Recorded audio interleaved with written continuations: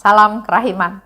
Hari ini 18 Maret, kita akan masuk ke hari yang keempat. Kita mulai ya. Dalam nama Bapa dan Putra dan Roh Kudus. Amin.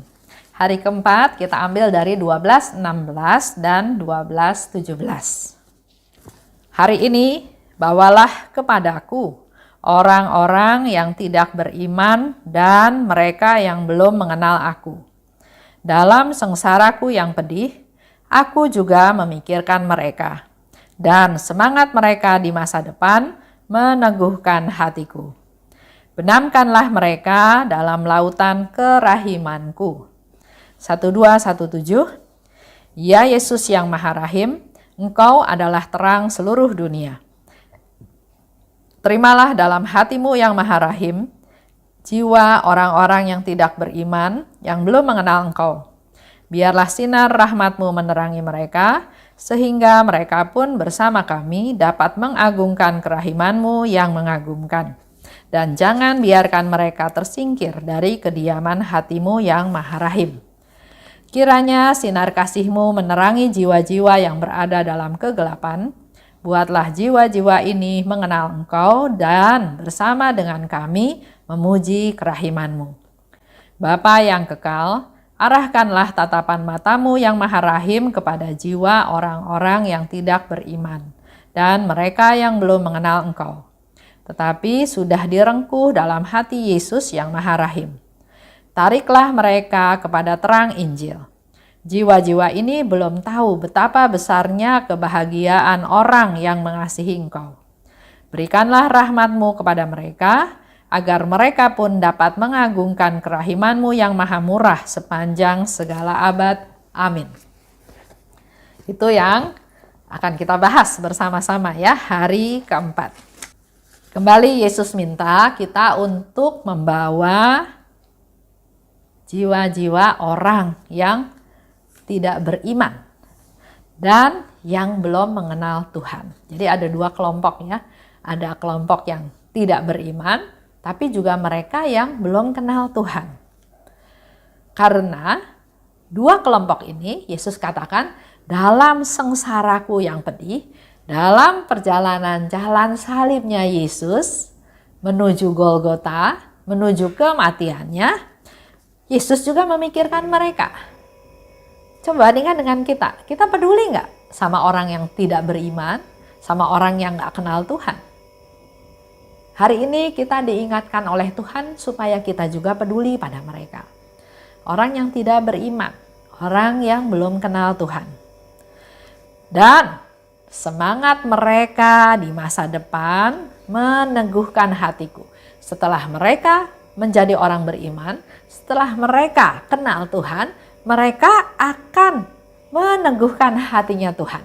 Karena berarti orang-orang ini kenal Tuhan, kenal kerahimannya, dan punya kesempatan untuk diselamatkan.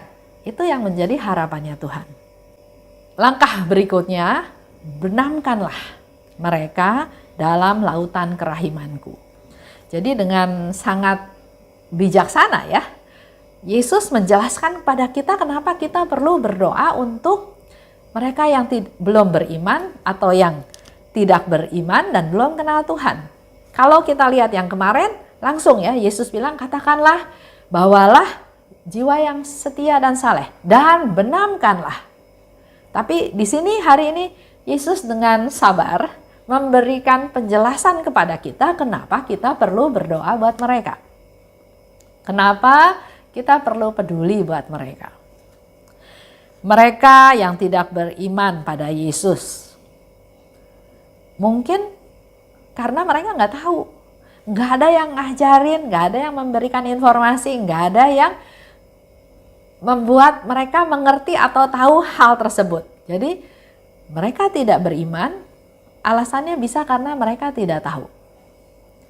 Tidak ada yang bersaksi tentang Tuhan kepada mereka.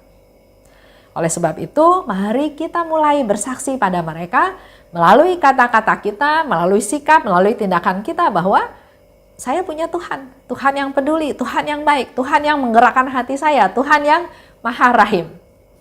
Dan memang kita perlu menampilkan kerahimannya Tuhan. Baru mereka bisa tahu bahwa Tuhan itu Maha Rahim. Dan yang kedua, memang ada orang yang memang tidak beriman itu bukan karena mereka tidak tahu, tapi memang mereka jelas-jelas menolak. Mereka menolak kabar gembira yang dari Tuhan. Nah, orang-orang seperti ini kesudahannya adalah kematian. Mereka menolak Tuhan, kesudahannya kematian.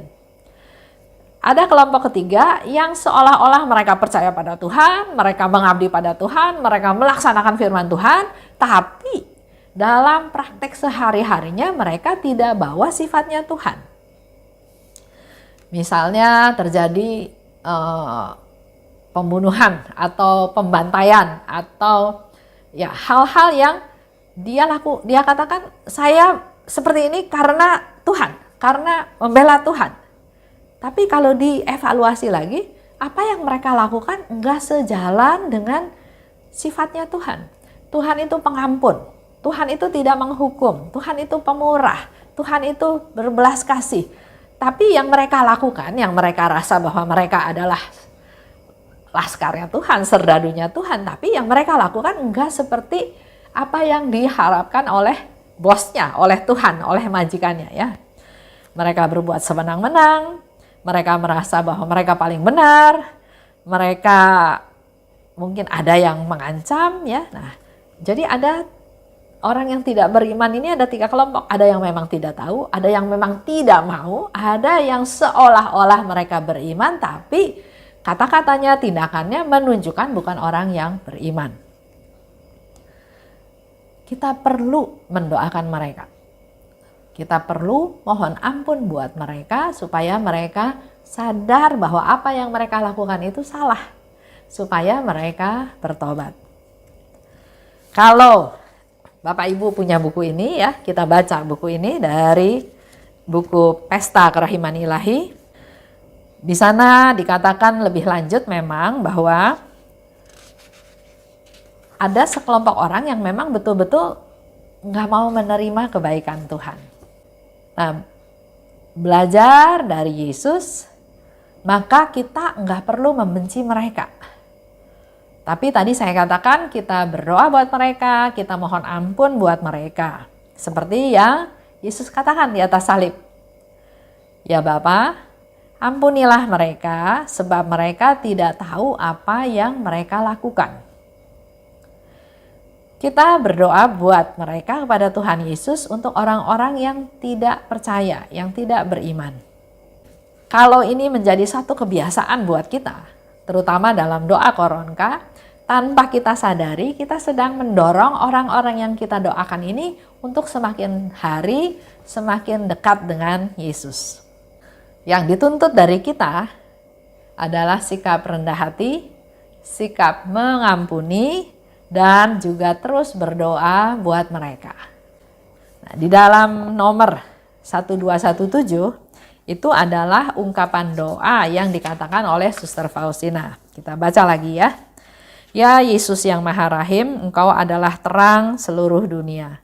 Terimalah dalam hatimu yang Maha Rahim jiwa orang-orang yang tidak beriman. Itulah doa kita pada Tuhan yang belum mengenal Engkau. Biarlah sinar rahmat-Mu menerangi mereka, sehingga mereka pun bersama kami dapat mengagungkan kerahiman-Mu yang mengagumkan. Untuk mereka jadi tahu, maka marilah kita bersaksi tentang kerahiman Tuhan. Dan jangan biarkan mereka tersingkir dari kediaman-Mu yang Maha Rahim. Kiranya sinar kasih-Mu menerangi jiwa-jiwa yang berada dalam kegelapan. Mereka yang tidak beriman, mereka ya memang ada dalam kegelapan. Karena kita tahu ya, Yesus adalah terang dunia. Buatlah jiwa-jiwa ini mengenal Engkau, dan bersama dengan kami memuji kerahiman-Mu. Jadi jiwa-jiwa yang kita persembahkan juga dalam doa kita bersama dengan kami. Jadi mereka juga menjadi bagian dari komunitas kita, bagian dari kita untuk sama-sama memuji Tuhan. Bapa yang kekal, arahkanlah tatapan mata-Mu yang Maha Rahim kepada jiwa orang-orang yang tidak beriman dan mereka yang belum mengenal Engkau. Tetapi sudah direngkuh dalam hati Yesus yang Maha Rahim.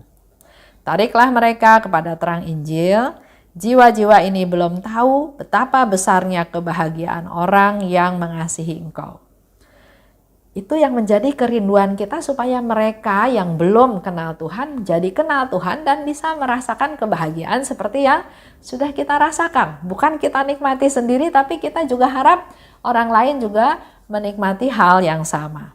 Berikanlah rahmat-Mu kepada mereka, agar mereka pun dapat mengagungkan kerahiman-Mu yang maha murah sepanjang segala abad. Itu yang memang diharapkan oleh Tuhan, supaya seluruh dunia merasakan kerahiman Tuhan, memuliakan kerahiman Tuhan, memuji kerahiman Tuhan, dan menyembah kerahiman Tuhan. Agar dunia ini penuh dengan kerahimannya Tuhan.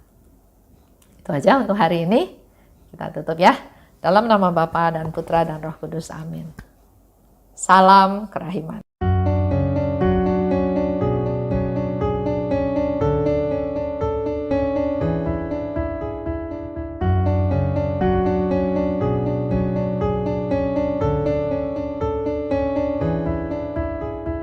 Mengapa Engkau membiarkan banyak dosa dan kejahatan? Mengapa Engkau tidak menghukumnya?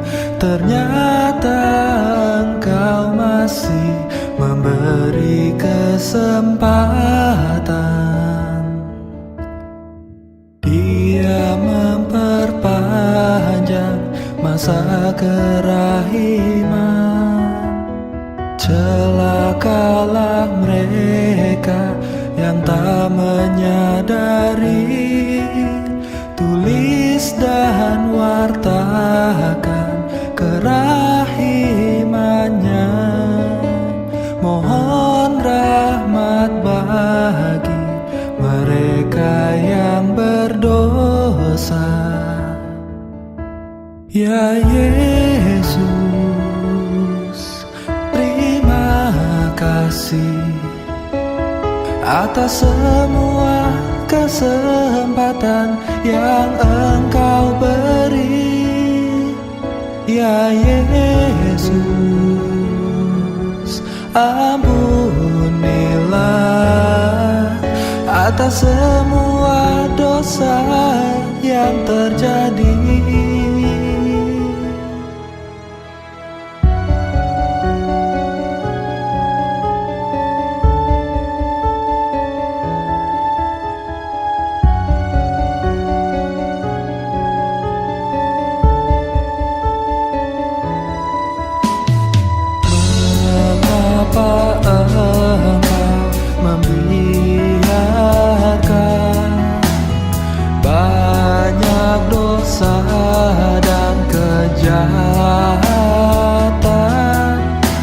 Mengapa Engkau tidak menghukumnya?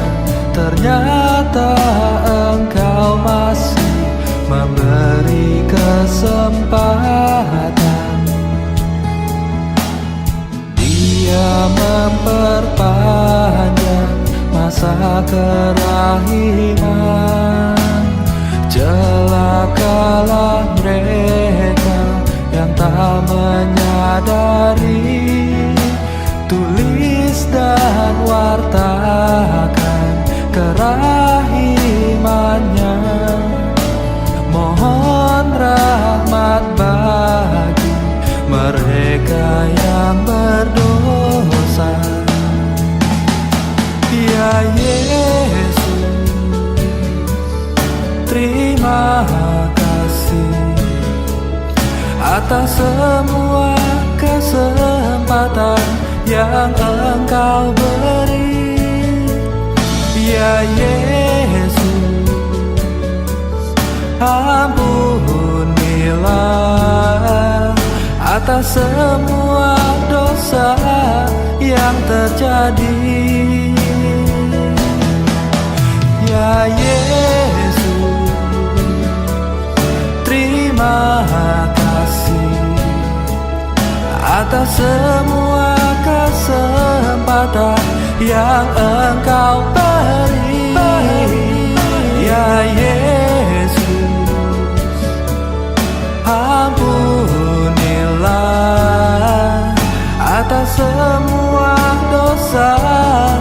yang terjadi.